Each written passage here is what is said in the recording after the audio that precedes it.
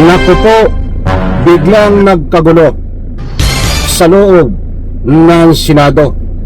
Binanatan ni Senador Lacson itong si Boy Coriente Marcoleta sa pool. Hindi ho nakailag, pumapalag-palag pa eh. Alright, welcome back to my YouTube channel. I'm Andes Vlog.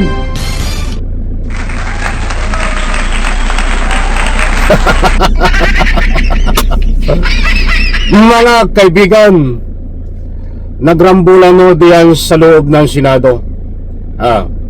Dahil itong gusto magpabida eh nitong si Marco Vita. Hindi o nakatiis itong si Senador Lacson. Binanatan ho sa pool. Hindi ho nakailag, bagsak eh. I-like muna natin ang video na ito. Kung nagustuhan nyo po, please subscribe my YouTube channel. Kakaiba ho itong matutunghayan po natin. Kapanapanabik na panoorin. Kaya huwag nyo pong kaligtaan panoorin ito. Dalawang senador. Ang ika nga po ay nagkaroon ng pagtatalo diano sa loob ng Senado. Ngayon pong araw na ito nangyari yan. Kaya itong si Senador Lacson hindi yung nakatiis, biglang binanatan si Marco Vita taob. Ang tawa ko nung pinapanood ko yung video Itong si Marco Vita nakahanap ng katapat eh. Alam ko matagal na itong pinagpapasensyahan ni Senador Lacson. Siguro hindi na nakatiis, kaya ginawa na lahat to kanina. Nangingisay-ngisay, pumapalag-palag pa eh. Ito si budol na si Boy Coriente Marcoleta. Ito mga kaibigan, panoorin po natin ang matinding aksyon na nagkagulo diyan po sa loob ng Senado. Ito mga mahal kung taga-sulat. Sandali lang ito simula. Sabutin ko po ng isa-isa aking binibintang po ninyo sa akin. Maliliis na naman po ang pinag-uusapan na kailangan na po ng taong bayan na malaman na po ang katotohanan. Ay, sandali, putulin ko muna. Hindi ako makatiis. Huwag kang budol, Marco Vita. Boy Coriente Marco Vita, huwag kang budol. Huwag mong gamitin ang taong bayan. Mga tagasunod mo lang ang naniniwala sa iyo, hindi taong bayan. Pag sinabing taong bayan, lahat yan. Huwag mong gamitin Kaya ka binabanatan ni Lacson eh. Nagpapabida-bida ka. Hindi ka naman qualified para maging bida. Ito. Sa wadang gitna ho nito, panoorin po natin ang banat ni Senador Lacson dito ho kay Boy Coriente Marco Vita. Sino po ang may pakana? Sino po ang mga mastermind sa nangyaring nakawan sa ating kapambayan? Ito po ay hindi pangkaraniwang pagnanakawan. Yun po ba ang gusto niyo mangyari? Ginoong Ping Lacson?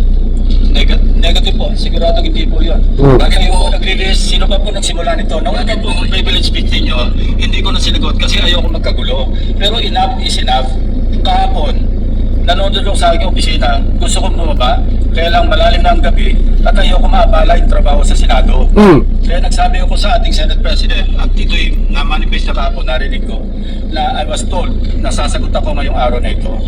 Wala pong gustong maglihis sa usaping flood control. Ako nga po, very passionate po ako dyan, ulat sa pool. Wala po kayo rito. Ako po'y talagang lumalaban sa korupsyon. Pagdating sa national budget, pagdating sa lahat ng usapin, hindi nyo po matatawaran ang aking hangarin, maituwid ang lahat ng katiwalian dito sa ating bansa dahil hindi po tayo muusad. Pero enough is enough. Patuloy po kayo sa pag-atake sa mga kaibigan, kapit ho. Dahil patindi ng patindi ho ang banat dito ni Senador Lacson. Hindi ho nakapalag. Itong si Boy Coriente Marcoleta na budol. Ito ho. Balikan nyo po, President San Loquitur. Andiyan po lahat eh. Wala po ko inimbento. Salita nyo po lahat yan eh. Sabi, iniinsulto ko kayo. Sagutin nyo po. Totoo po ba o hindi yung ating napanood sa mga video? Totoo po ba o hindi yung aking mga binanggit? Tapos na po kayo. Tapos na po. po, ganito. I suggest that the two gentlemen address the chair. Nagbanatan eh. Facing each other. Sorry, Mr. President. Ayan, nagsorry si Senador Lacson. Mga kaibigan, hindi ko na pinakita rito yung akma na nagkakaroon po ng mainit kasi baka magkaroon naman ako ng violation kay Lolo YouTube. Sa pamamagitan ho, sa next vlog ko ho, ipapakita pa ang matinding aksyon na galawan ho nitong ni Marcolita at nitong si Senador Lacson.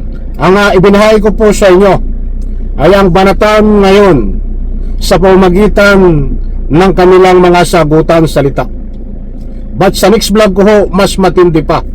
Dahil pagkatapos ho ng kanilang sagutan na yan, ay meron pa pong sagutan na nagkaroon po ng kaunting komisyon at banatan ulit.